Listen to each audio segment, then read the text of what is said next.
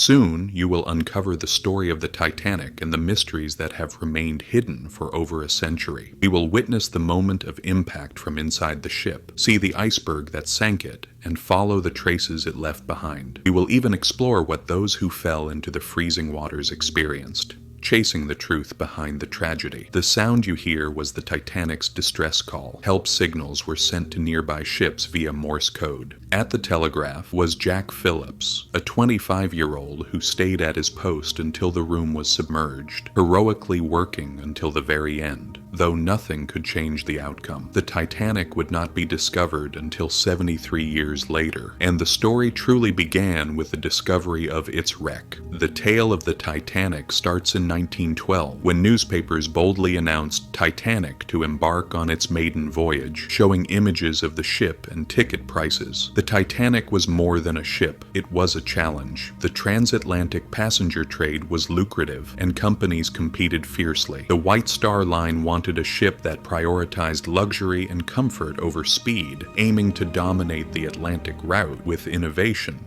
rather than records. Built by over 14,000 workers, the Titanic was the largest, most luxurious ship of its time. Its launch drew 200,000 spectators who marveled at its enormity. Even the anchors weighed 15 tons, and the interior was adorned with the finest furnishings. Some argued that money should have been spent on technology, but the ship's grandeur captured the world's imagination. On April 10, 1912, the Titanic left England under Captain Smith, destined for New York, with stops in Cherbourg and Queenstown. Warnings of icebergs were routine, yet on the night of April 14th, a nearby ship, the Masaba, reported large icebergs along the route. The warning reached the Titanic's telegraph operators but never made it to the captain, as they were busy sending messages for first-class passengers. As the night grew colder and the sea calm, the lookouts in the crow's nest spotted an indistinct shape ahead. It was an iceberg. Friedrich rang the bell 3 times and alerted the bridge.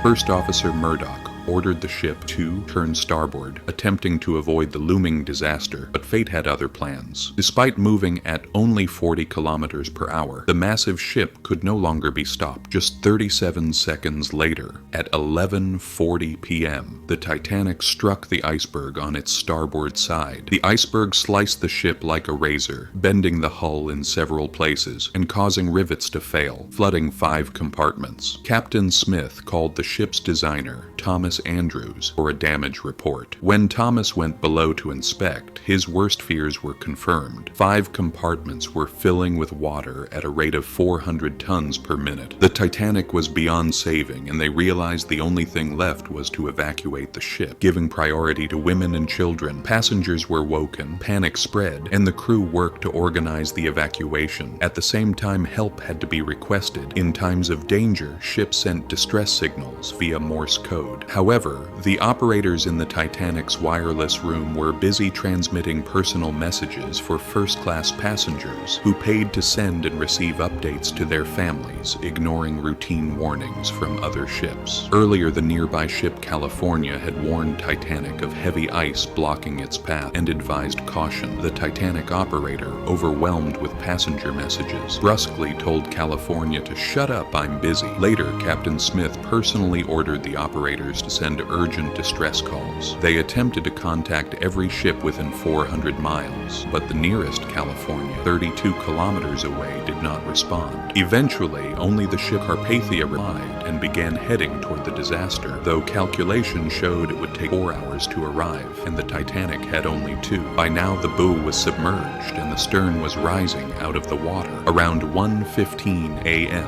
California's officer noticed a flare fired from the Titanic. Captain Lord, confused by the unfamiliar signal regulations of the time, wasn't sure if it was a distress signal. More flares followed at 1:50 a.m., and by 2:15 a.m., the Titanic had completely disappeared beneath the waves. Throughout the night, the people of California could see and hear the disaster only 32 kilometers away, but due to confusion and mistakes by its captain and officer, they could not provide immediate help. At dawn, the Carpathia arrived to rescue the survivors. Some lucky people were saved, and later images showed the iceberg that sank the Titanic, along with the marks of the collision, clearly revealing the path the doomed ship had taken. If the captain had had paid attention to the warnings, hundreds more lives might have been saved. After the ship sank, some people remained alive on the surface, but the real suffering was about to begin for those left in the freezing Atlantic waters. Dr. Mike Zorlu, an expert on survival in extreme conditions, demonstrated why those who fell into the water often didn't survive. In his experiment, water was set to around 12 degrees Celsius, the temperature at the Titanic sinking site in 1912. A volunteer's strength and dexterity were tested, then their body temperature monitored with a thermal camera. As they were gradually submerged, the sudden drop in skin temperature triggered cold receptors, forcing involuntary movements to preserve heat. Shivering. Within about 20 minutes, the volunteer began violently shivering. If they stayed longer, hypothermia would set in. Observations showed their hand dexterity dropped by 60% and strength by almost 40%. Survivors who fell from the Titanic likely succumbed to the cold within half an hour. The Titanic had collided with an iceberg, and until then, it was considered nearly unsinkable. Some questioned whether cheap materials had been used, but early 1900s steel and rivets, when tested, proved strong enough to withstand lateral impacts. So how did the Titanic flood? The key was the way it struck the iceberg. The ship scraped along the ice, causing rivets along the hull, shaped like mushrooms, to pop off. This created an opening approximately 9 meters long, enough to flood multiple compartments. Had the collision occurred from another angle,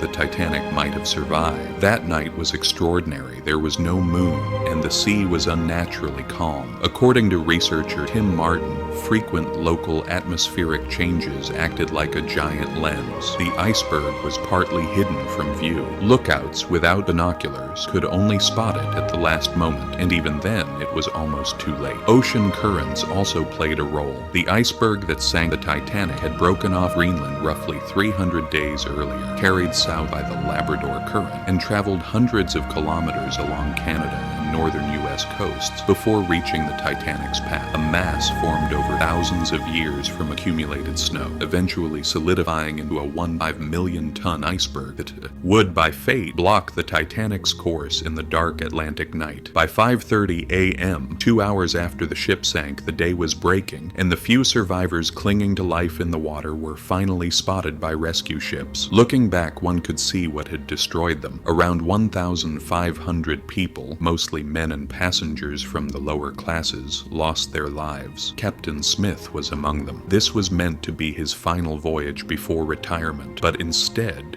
he retired from life itself. Describing what happened is almost impossible. Just 3 hours earlier, people had been talking and laughing in their cabins. Parents had kissed their children goodnight, tucking them safely into bed. But within 3 hours, mothers would watch their children handed over to icy waters. Fathers would witness their families slip away. Some spouses would be left widowed, and some children would be orphaned. None of the survivors would ever forget that day. Behind this brief story of the Titanic, countless mysteries remain. Next, we will explore the reports and experiments conducted by Lord and others, examine the true marks left by the iceberg on the Titanic, and witness incredible footage of the wreck. For the second part, make sure to save your spot, take 2 seconds to like the video, and subscribe to the channel. Until then, I'll see you there.